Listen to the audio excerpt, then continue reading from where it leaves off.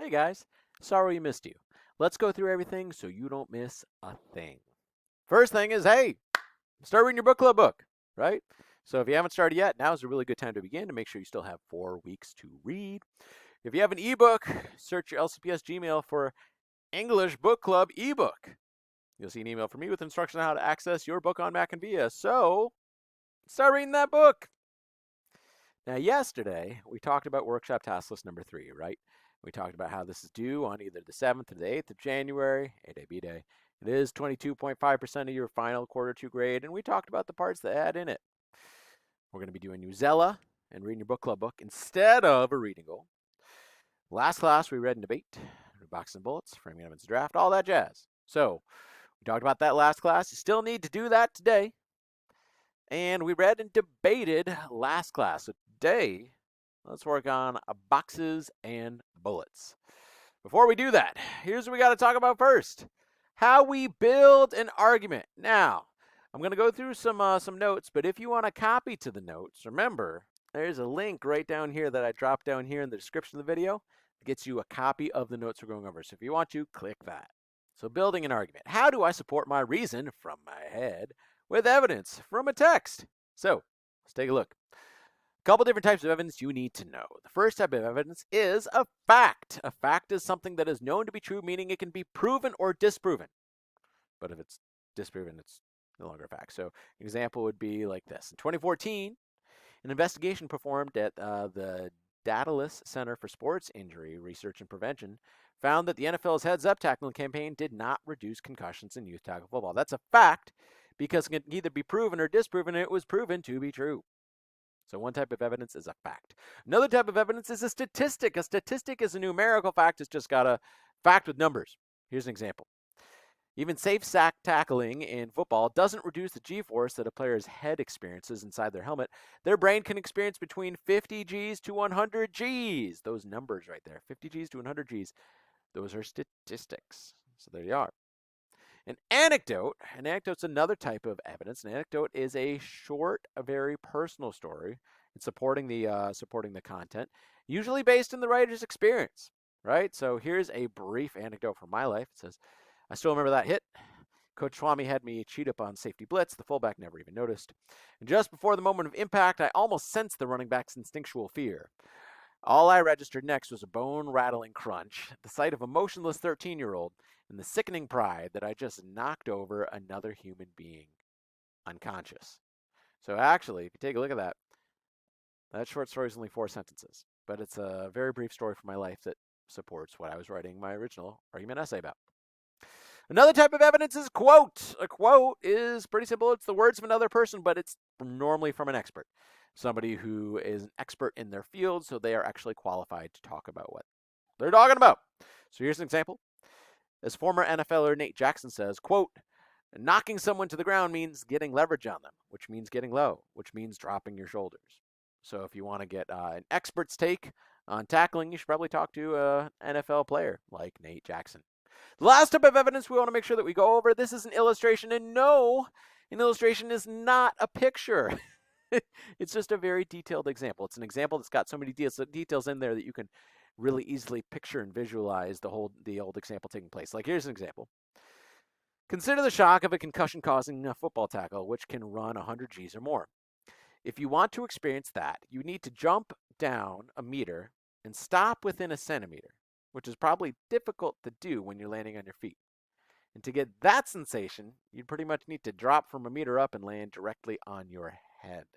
So that is an example that you can kind of try and imagine. It's a detailed example, right? So these are your types of evidence. Now, why are we talking about types of evidence? Remember, it's not enough to just go and shout your reasons from the rooftop or the top of a mountain. You have to actually have evidence to back up your reasons.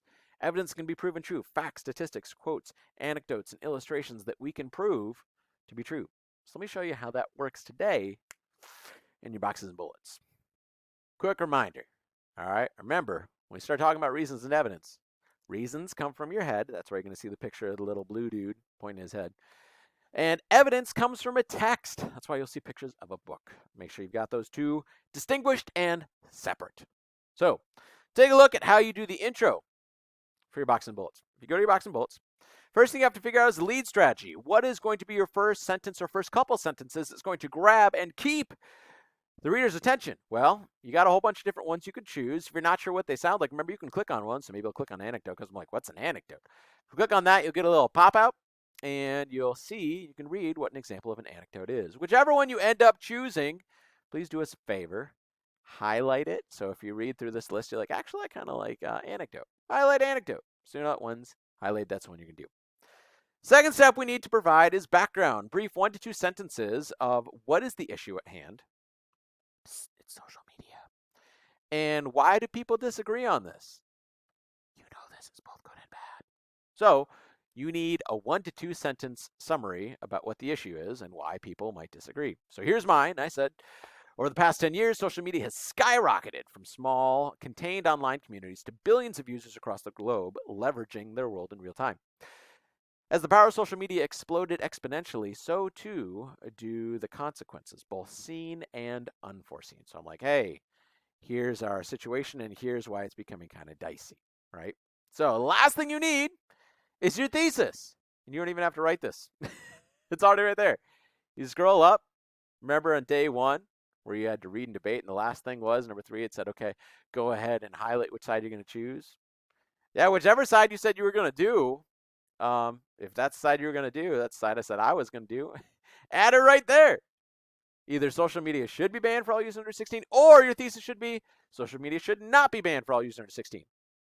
And that right there, pretty simple. That's how you do your intro on your box and bullets. So actually, I'm going to pause. Why don't you pause this video and you do that first step?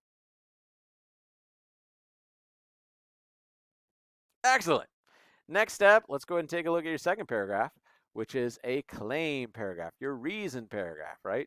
So for your second paragraph, which is your first claim or reason paragraph, you got to come up with your first claim. It says one reason. Remember, that comes from your head. That's why I got the little guy pointing his head. Social media platforms should or should not, make sure that you highlight the one you want, should or should not ban all users under 16 is because, give a reason from your head. Remember, evidence comes from a book. Reasons come from your head. There should be a reason from your head. But where can you find it? Pretty simple. You already wrote down some reasons, right? And we know that your reasons come from right here, right? This was on day 1. It was that green and red chart. You wrote down a bunch of reasons why social media is good and a bunch of reasons why social media is bad. Well, pick the reason that you feel would best support your thesis. So pick the best reason you've got. And whichever one that is for me, that's going to be negative body image. And hey, put it over there. Put it right there. So I'll put mine in. Highly visual social media platforms can cause negative body image issues. Okay, there you go. Then after that, you have to include evidence, which is a quote, study, statistic, example, illustration that goes ahead and supports that reason. Lucky you! You've already got that on there, right? So I've got my evidence. I'll just add it right there. A survey of 1,500 young people by the Royal Society of Public Health in the United Kingdom found that young girls compared themselves to unrealistic photos of, quote, perfect girls, unquote, that may actually be photoshopped. So there we go. And actually, you know what's really cool is just like that, that box and bullets for that paragraph is done. So I'm going to pause, and you pause too, and watch you do your first box and bullets paragraph for a claim paragraph. Excellent. All right, final step.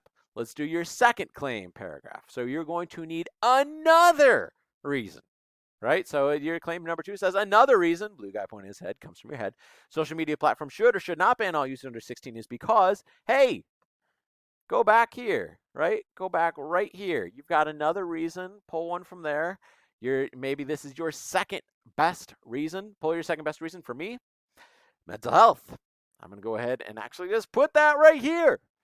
I'll say is because teenagers' mental health can suffer from social media usage. Cool. And of course, you're going to need evidence, a quote, study, statistic, example, or illustration from our text that supports your reason, which in my case was mental health. Hey, I've got that. I've got it right here. I'll go ahead and drop it in right here for my evidence. I've got a 2012 report by the American Academy of Pediatrics found some teenagers may develop depression and or anxiety. And yeah, what's cool is now my box of bullets is done. So go ahead and complete your box of bullets. Make sure you've got it all filled out just the way that I did. Go ahead and pause your screen. I'm going to pause too. Get some work done. And that's it. That's it. Remember, don't forget to read another Newsella and record it at the very bottom of your blue Google Doc, right? Right here, on your task list. You click on the very first thing that says every class, and then you go to step 4, that red step 4, and it'll take you down to that yellow box. Record it right there. Otherwise, keep reading your book club book and you're good. If you have questions, shoot me an email. Otherwise, good luck. You got this.